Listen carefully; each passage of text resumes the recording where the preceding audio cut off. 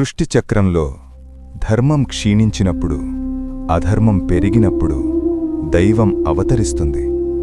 అలాంటి ఒక కాలంలో మహాబలి అనే ఒక అసుర రాజు ఉండేవాడు.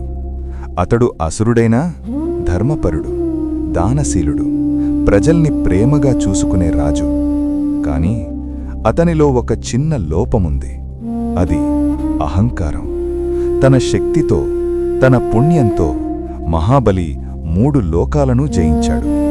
దేవతలు కూడా అతని శక్తికి తలవంచాల్సి వచ్చింది. అప్పుడు దేవతలు విష్ణువును ఆశ్రయించారు. ప్రభూ, ధర్మాన్ని కాపాడాలి అని ప్రార్థించారు. విష్ణువు ఒక అద్భుతమైన నిర్ణయం తీసుకున్నాడు. యుద్ధం కాదు, శక్తి కాదు, బుద్ధితో ఈ సమస్యను పరిష్కరించాలని. అలా విష్ణువు ఒక చిన్న బ్రాహ్మణ బాలుడిగా అవతరించాడు. అతడే వామనుడు. ఒకరోజు మహాబలి యజ్ఞం చేస్తున్న సమయంలో వామనుడు అక్కడికి వచ్చాడు.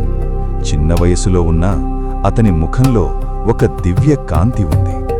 మహాబలి అతన్ని చూసి అడిగాడు, బాలక, నీకేమి కావాలి?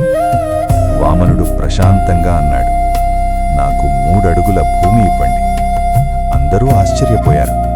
మహాబలి నవ్వుతూ అన్నాడు, 3 అడుగులేనా? తీసుకో. అతని గురువు శుక్రాచార్యుడు మాత్రం, ఇతను సాధారణ బాలుడు కాదు. కాని మహాబలి తన మాట మీద నిలబడ్డాడు. అప్పుడు వామనుడు అచాత్తుగా తన రూపాన్ని పెంచడం ప్రారంభించాడు. అతడు మహాకాయ రూపంలోకి మారాడు. 1 అడుగుతో భూమిని కప్పేశాడు. 2వ అడుగుతో ఆకాశాన్ని నింపేశాడు. ఇప్పుడు 3వ అడుగు పెట్టడానికి స్థలం లేదు. అప్పుడు వామనుడు అడిగాడు, 3వ అడుగు ఎక్కడ పెట్టాలి? అప్పుడు మహాబలి అర్థం చేసుకున్నాడు. అతడు తన తలని వంచి అన్నాడు, ప్రభూ, నా తలపై పెట్టండి. వామనుడు అతని తలపై అడుగు పెట్టాడు. అలా మహాబలిని పాతాళానికి పంపించాడు. కాని అతని భక్తిని గౌరవించాడు. వామన అవతారం మనకొక గొప్ప సందేశాన్నిస్తుంది. అహంకారం ఎంత చిన్నదైనా అది ప్రమాదకరం. వినయమున్నవాడు ఎప్పుడూ గొప్పవాడే. దైవం శక్తితో కాకుండా జ్ఞానంతో కూడా గెలుస్తుంది. వామనుడు చూపించింది ఒక్కటే, ధర్మం కోసం దైవం ఎలాంటి రూపంలోనైనా వస్తుంది.